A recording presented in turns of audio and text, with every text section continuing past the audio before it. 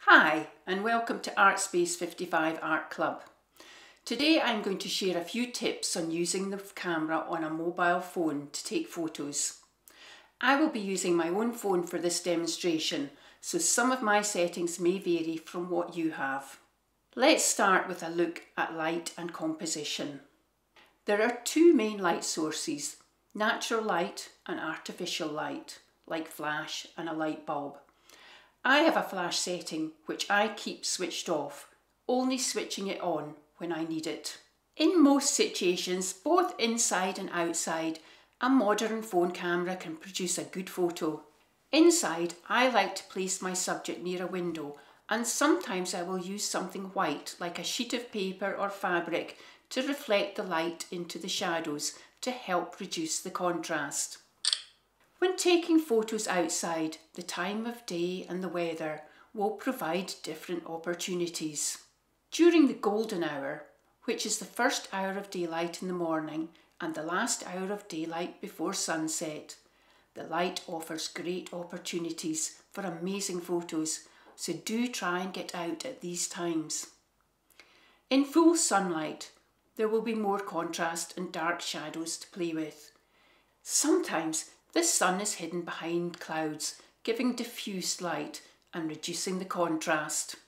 Going out after a rainstorm can provide ideal conditions for dramatic photos, with the possibility of dark clouds and wet pavements creating reflections. Colours will often appear brighter. The next thing to think about when taking photos is composition. A main compositional element is the rule of thirds, which helps bring balance to an image. If I go into my settings, I can choose to display a grid, and using this, place my key element onto one of the intersections. When doing landscape photography, the inbuilt grid can help to position the horizon. Depending on where the main interest is, this can be on the bottom horizontal line or the one at the top.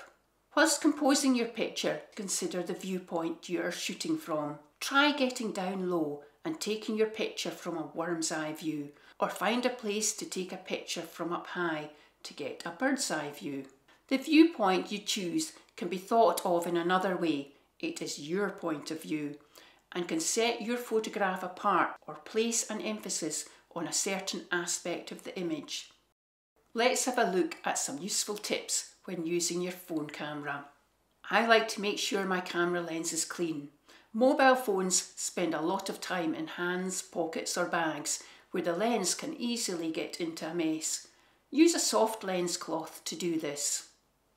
It is important to get a nice sharp image. Place your finger on the screen where you want to focus, then take the photo. I mentioned exposure earlier. This is a setting that I use a lot. When I tap the screen to set the focus, the camera will also set the exposure. To adjust the exposure, find the icon and use your finger to make the image lighter or darker by sliding your finger up and down until you find an exposure you are happy with. Sometimes when taking a photo in a very light or dark area, the exposure won't be quite right. Using the zoom on your camera phone is not a good idea. Much better to use your feet and walk closer to the subject. The zoom is digital and not optical, meaning that all you are doing is enlarging bits of the image and at the same time the pixels that make up the image. The result is that the quality of the image is reduced. Take lots of pictures, and rather than use preset styles or filters, consider downloading free photo editing apps.